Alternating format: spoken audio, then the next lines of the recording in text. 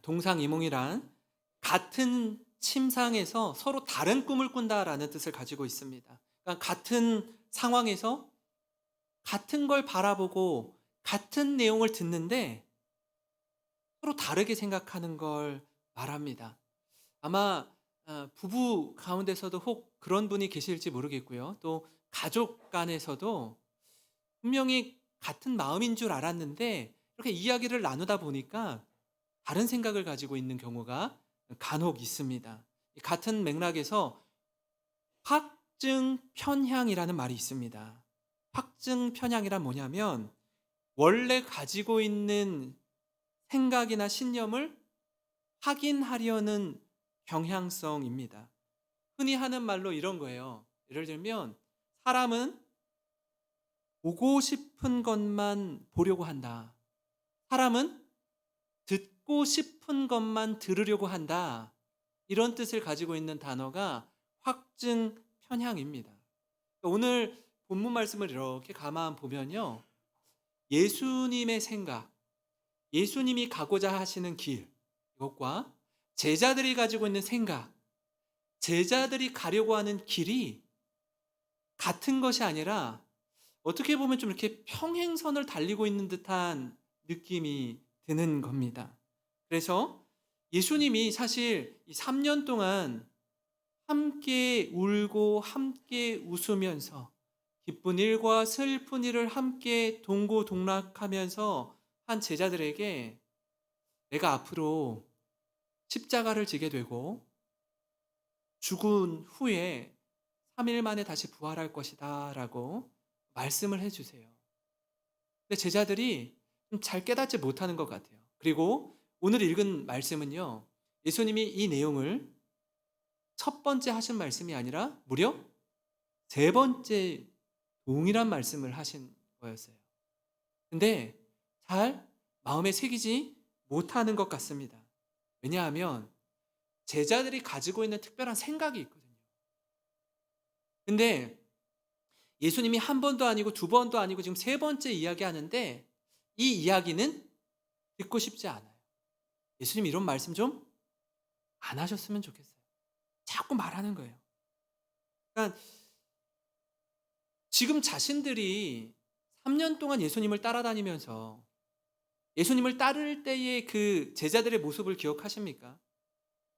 아버지와 어머니, 가족을 다 뒤로 하고 자신이 가지고 있던 모든 소유를 버리고 예수님께 올인한 제자들입니다. 그죠? 그러면 내가 예수님, 주님을 위해서 이 정도 헌신했으면 어떻게 해요? 예수님도 저희들을 위해서 뭐 하나 챙겨주셔야죠. 이런 마음이 이 내면 깊은 곳에 깔려 있는 겁니다. 그러니까 예수님과 함께 했지만 예수님과 같은 곳을 바라보는 줄 알았는데 마음은 달랐던 거예요. 서로. 전혀 다른 꿈을 꾸는 동상이몽의 모습을 우리가 볼 수 있습니다. 오늘 말씀을 중심으로 이 종려주의를 맞아야 해서 예수님의 진심은 어디에 있고 제자들의 본심인 어디에 있는지 함께 살펴보고 그리스도의 십자가를 묵상하는 저와 여러분이 되기를 간절히 소망합니다. 첫 번째로요, 예수님의 진심을 함께 살펴보려고 하는데 첫째는요, 십자가로 우리를 구원하시기 위해 이 땅에 오셨다라는 겁니다. 하나님의 구원은 십자가로 완성되었습니다. 하나님께서 이 세상 만물을 창조하실 때 무엇으로 창조하셨죠? 말씀으로 창조하셨어요. 빛이 있으라 라고 말씀하시면 빛이 생기는 겁니다. 그러니까 말씀이 팩트가 되는 거예요. 말씀을 선포하면 그것이 사실로 드러나는 겁니다. 그러면 인간이 죄를 지어서 하나님과의 관계가 깨어졌는데 하나님께서 창조하실 때 말씀으로 선언하신 것처럼 우리를 용서하실 때도 내 너를 용서하마. 얘들아, 모든 인류의 죄를 내가 용서한다. 라고 한마디 말씀으로 죄를 사해 주시면 될 것 같은데 아주 간단할 것 같은데 하나님의 용서는 그리스도의 십자가를 통해서 나타났다라고 하시는 겁니다. 이 말씀을 12제자에게 예수님이 직접 이렇게 말씀합니다. 18절 19절인데요. 보라, 우리가 예루살렘으로 올라가노니 인자가 대제사장들과 서기관들에게 넘겨짐에 그들이 죽이기로 결의하고 이방인들에게 넘겨줘 그를 조롱하며 채찍질하며 십자가에 못 박게 할 것이나 제3일에 살아나리라. 여러분, 이 말씀은요, 오늘 우리가 읽은 말씀이 20장인데 16장에 한번 나와요. 어떤 때 나오냐면 제자들에게 이렇게 묻잖아요. 너희는 나를 누구라고 하느냐?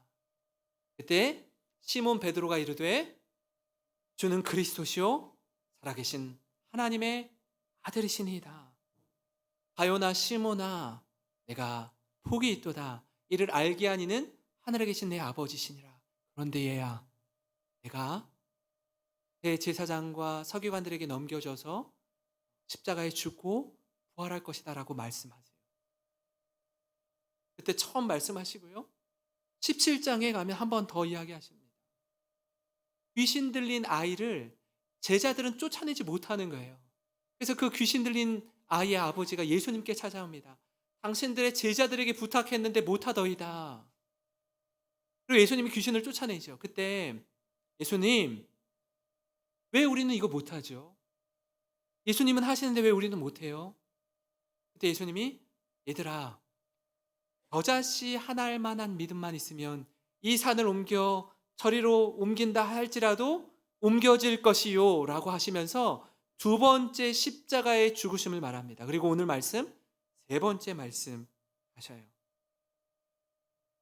이 일을 위해 오셨고 그 길을 따라 가십니다. 그리고 세 번이나 반복하셔서 말씀하셨다라는 것은 이게 내가 이 땅에 온 이유와 목적이요, 너희 역시 내가 간 이 십자가의 길을 따라 걷기를 원한다.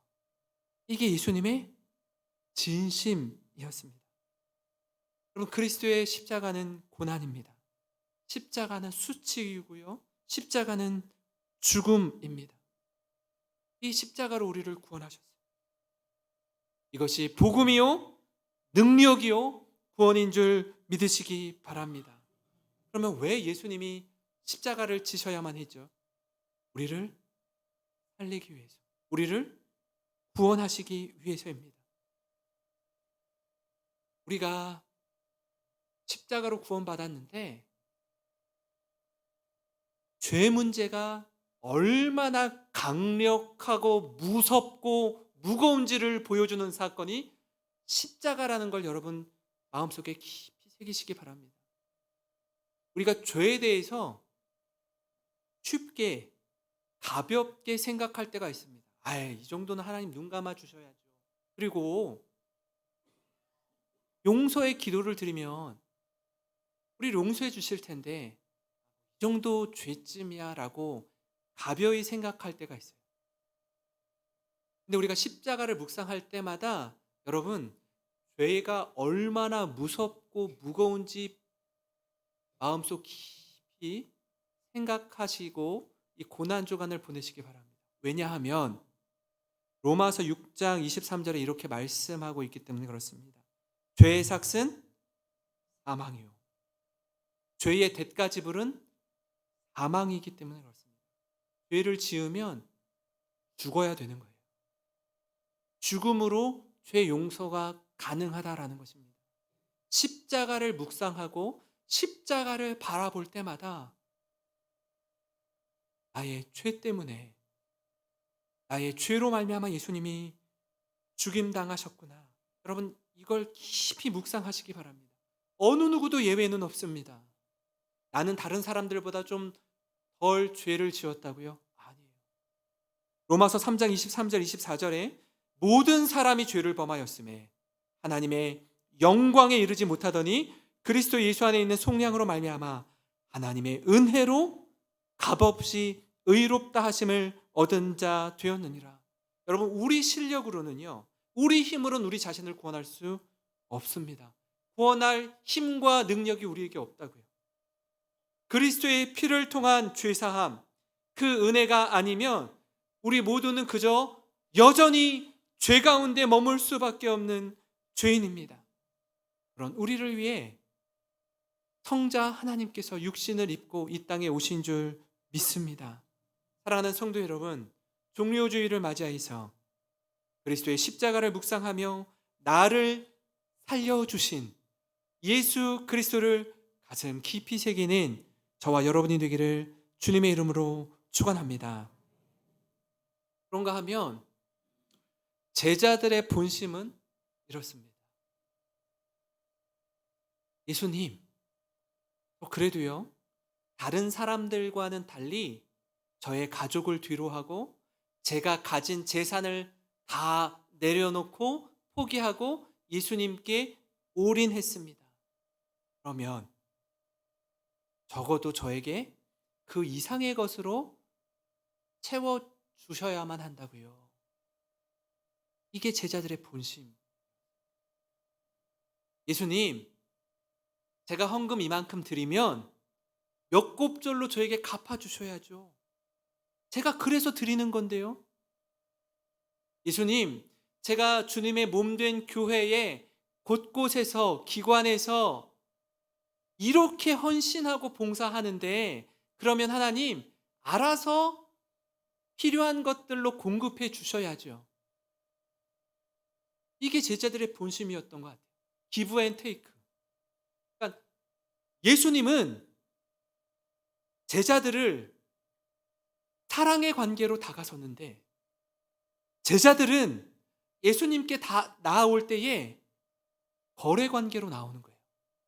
이게 충족되지 않으면 마음이 너무 힘들어하는 거예요. 아니 이게 뭐예요? 이게 뭐냐고요? 제가 이만큼 예수님께 헌신했으면, 제가 이만큼 예수님께 헌금 드렸으면 예수님 몇 곱절로 갚아주셔야죠. 뭐냐고요? 지금 이 순간도 마찬가지 아닙니까? 예수님의 십자가, 예수님의 죽으심, 아까 확증 편향에 대해서 말씀드렸잖아요. 듣고 싶은 것만 듣고 싶은 거예요. 보고 싶은 것만 보고 싶은 거예요. 이때 바로 그때에 야고보와 요한의 어머니가 예수님을 찾아와서 청탁을 합니다. 아마 모든 부모라면 자녀가 잘 되기 바라는 마음이 동일하게 있는 줄 압니다. 이렇게 이야기해요. 20절, 21절에 그때에 세베대 아들의 어머니가 그 아들들을 데리고 예수께 와서 절하며 무엇을 구하니? 예수께서 이르시되 무엇을 원하느냐? 이르되 나의 이 두 아들을 주의 나라에서 하나는 주의 우편에 하나는 주의 좌편에 앉게 명하소서. 그때가 어떤 때죠? 예수님이 죽으심과 부활을 말씀하신 그때에, 그 중요한 때에, 그때에 이 어머니는요 예수님의 십자가 관심 없어요. 예수님 돌아가시면 안 돼요. 언제까지? 우리 아들을 주의 나라의 우편과 좌편에 앉을 때까지는 돌아가면 안 돼요. 그게 이 어머니의 마음이요 야고보와 요한의 마음이었습니다. 이 모습을 제가 묵상하면서 그런 생각이 들더라고요. 어떻게 보면요 정말 제자들이 예수님에 대해서 갖고 있는 생각조차도 아주 무서울 정도로 냉정하고 냉혹합니다. 마치 우리가 사는 세상처럼 말이죠.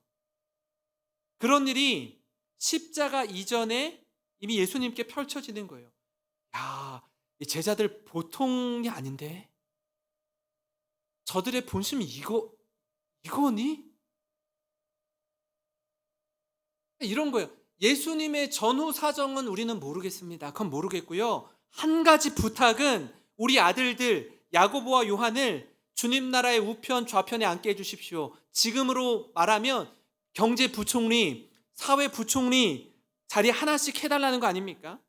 예수님이 어떤 말씀을 하는지는 관심이 없고 오직 내 자녀, 내 아들들의 출세에만 지대한 관심이 있습니다. 그리고 이런 얘기 하지 마세요. 십자가, 죽으심, 이런 거는요 부담스럽다고요. 예수님 뭐 3번씩이나 얘기해서 한두 번 이야기하시면 되잖아요. 너무 힘들어요. 듣고 싶지 않습니다. 저희의 관심은 여기 있다고요. 여러분, 예수님께 이렇게 부탁하는 거예요. 예수님, 좀 건설적인 얘기, 긍정적인 얘기, 창조적인 얘기를 좀 해달라고요. 이게 마음 깊은 곳에 깔려 있는 겁니다. 여러분, 여러분이 예수님이라면 어떤 마음이 드시겠습니까? 좀 복잡한 심경일 겁니다. 저들이 3년을 데리고 다녔는데도 몰라도 많이 모르는구나. 나중에 깨닫겠지, 나중에. 지금은 몰라도 나중에는 깨닫겠지. 여러분, 그 야고보와 요한의 어머니가 이렇게 청탁할 때 10명의 제자들이 그 모습을 보고 저들과 다른 마음가짐으로 예수님을 바라봤나요? 그러지 않아요. 24절입니다.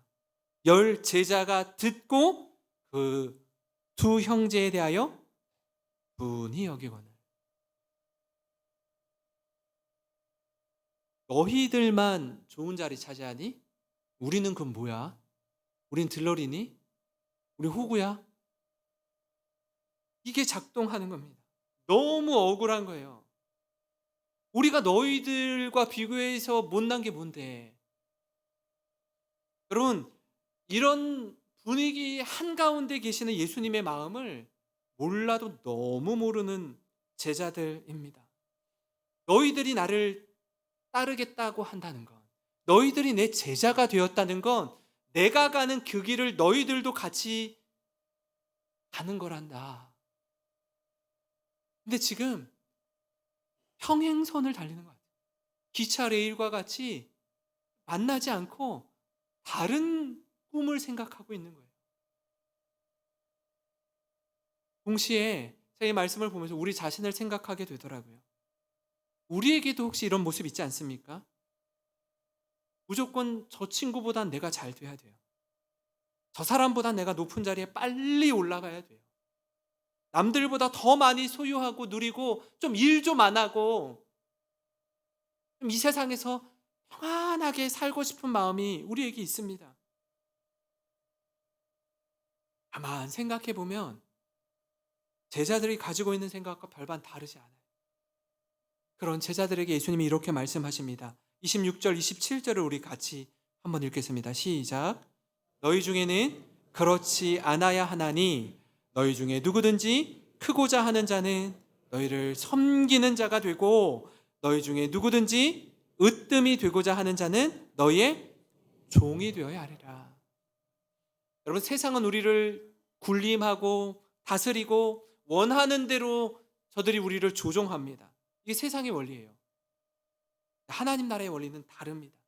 예수님이 보여주신 삶 그대로입니다. 이렇게 사는 것이 그리스도인의 삶이다. 크고자 하니 그러면 낮아져서 섬겨라. 높아지고 싶니? 그러면 종이 되라. 우리가 추구해야 할 그리스도인의 모습입니다. 여기에 놀라운 은혜와 능력이 있습니다. 사랑하는 성도 여러분, 예수님을 믿고 예수님을 따르는 자를 그리스도인이라고 해요. 그럼 우리는 그리스도인입니다. 그분을 닮아가는 자요, 따르는 자요, 그분을 전하는 자입니다. 그리스도께서 우리에게 보여주신 섬김의 본, 희생의 본을 따라 사는 저와 여러분이 되기를 주님의 이름으로 축원합니다. 여러분, 그런가 하면 마지막으로 그런 제자들의 모습을 보신 예수님은 그럼에도 불구하고 너희를 진심으로 사랑한다. 이게 예수님의 진심이었습니다. 너희들이 구하는 게 뭔지 아니? 잘 모르는 것 같은데. 22절, 23절에 야고보, 요한의 어머니 이렇게 말합니다. 예수께서 대답하여 이르시되 너희는 너희가 구하는 것을 알지 못하는도다. 내가 마시려는 잔을 너희가 마실 수 있느냐? 그들이 말하되 할 수 있나이다.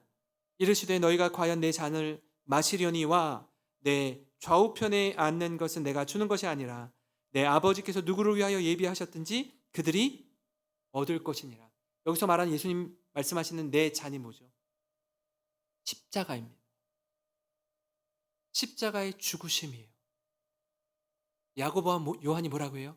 마실 수 있습니다. 아마 당시에 대답할 때는 이 의미를 잘 몰랐어요. 나중에 오순절 마가의 다락방에 성령이 임한 이후에 이 제자들이 정말 예수님 말씀처럼 이 길을 따라 순교의 삶을 살아갑니다. 그러나 지금 이 대답을 할 때는 깨닫지 못하는 상황에서 이 의미를 알고 답한 게 아니었습니다. 그럼에도 불구하고 예수님은 그들을 진심으로 사랑하셔요. 그래서 아까 우리가 서두에 읽은 말씀, 십자가의 죽으심과 부활을 말씀하시고 그 다음에 제자들의 본심을 들었잖아요. 그리고 나서 이 처음 말씀하신 내용을 뒤에도 동일하게 말씀하십니다. 28절인데 우리 좀 같이 읽겠습니다. 시작. 인자가 온 것은 섬김을 받으려 함이 아니라 도리어 섬기려 하고 자기 목숨을 많은 사람의 대속물로 주려 함이니라. 아멘.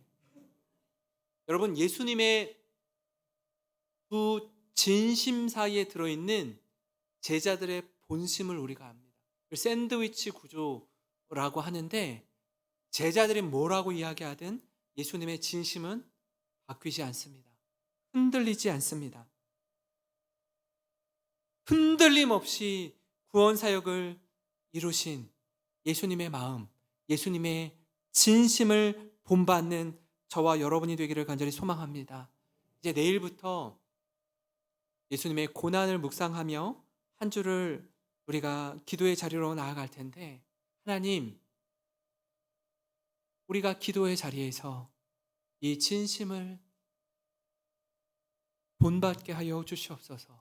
깨닫는 은혜를 부어 주시옵소서. 우리 온 교회 성도들이 이것 묵상하면서 같이 하나님께 예배하고 기도했으면 좋겠습니다. 그래서 하나님, 억지로 가는 길 아니라